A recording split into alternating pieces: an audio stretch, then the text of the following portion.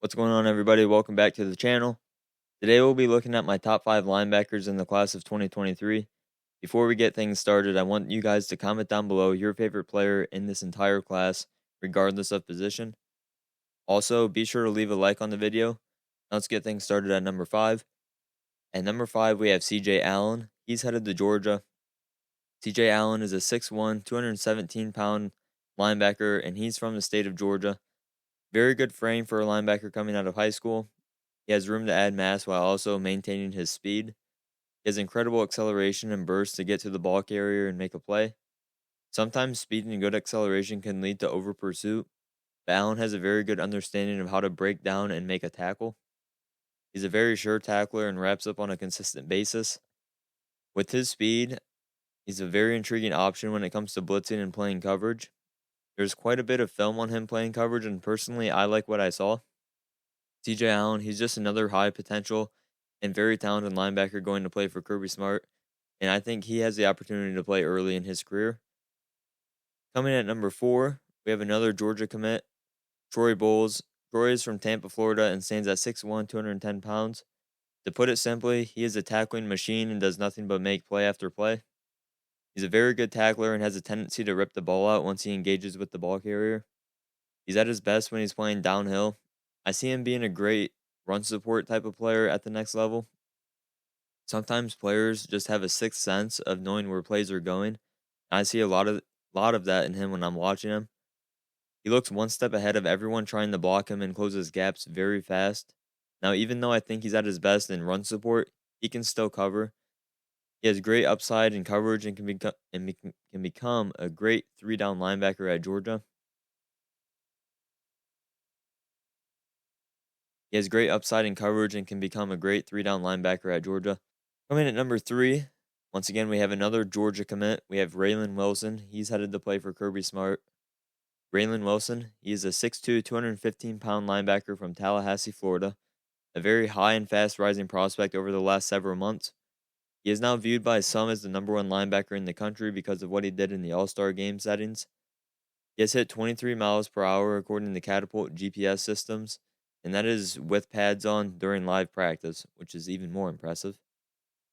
During the Under Armour All-American game, this kid was all over the field making play after play, and reading the practice reports, it sounds like he was a force at every single practice. And then at the game, just watching him play, I mean, there's some big, very talented offensive linemen that were struggling to block him. Not because they weren't big enough or not because they weren't good blockers. It's just because he was beating them to their gaps. And that's probably his best attribute, beating people to their spot with his speed. He's the prototypical kind of linebacker that Kirby Smart likes to get. Fast and can cover the entire field in a very short time frame. There won't be many, if any, running backs that can outrun him or beat him to the corner.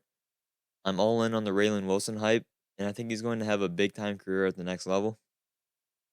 Coming at number 2, we have Suntarine Perkins. He's headed to Ole Miss to play for Lane Kiffin. Suntarine Perkins is a 6'3", 210-pound linebacker from the state of Mississippi. Now, Raylan Wilson was a high riser and showed his potential these last couple of weeks, but Suntarine Perkins has been one of the more underrated prospects of this entire class. For about a year and a half, he was outside the top 70 players, and then he went to big-time camps and all-star games and showed what he's capable of. Via the rankings composite, he's now the number 1 linebacker in the country. Watching highlights from the Alabama-Mississippi All-Star game, he was all over the field, and he can do it all, whether that's making sure tackles or guarding tight ends and backs coming out of the backfield. He closes gaps as quick as anyone and can lay some very big hits once he reaches the ball carrier. As long as he adds the right weight, the sky's the absolute limit for this kid. And also, there was a point in time when not many teams offered him or not many teams had their eyes on him until he went to these settings with other great players and he was the alpha dog. And a good example of this is Alabama. Alabama pushed really hard for him to pull him away from Ole Miss. But from what it sounds like, Suntarine Perkins just chose the people who were with him from the very beginning, the ones who stayed loyal, the hometown team. And Ole Miss might just be getting a top 10 player in the entire class right here. And personally, I think he's going to play day 1 for Ole Miss. I think he's going to step in and be their starting linebacker. Now, I don't know their entire depth chart or their linebacker room. I know they have some guys returning. I'm just not sure they're going to be physically as gifted as Suntarine Perkins. So it'll be interesting to see how much playing time he gets as LB1 in their spring game. Coming at number 1, we have Anthony Hill. He's headed to Texas. Anthony Hill is 6'2", 225 pounds. At his size, you can expect him to battle for the starting spot the second he steps on campus. He has the best combination in the class of size, speed, strength, and football IQ. The combination of those things is why I have him at number 1 in my rankings. He's what teams are looking for in linebackers right now, especially in the NFL, and that's what my projection is based off of. He's a big-bodied linebacker who plays with power, but also has great agility and ability to play in space. I see a lot of different players in him when I'm watching him play. I think of guys like Bobby Wagner, Noah Sewell, and even some Channing Tindall. Remember Channing Tindall? He was on Georgia last year.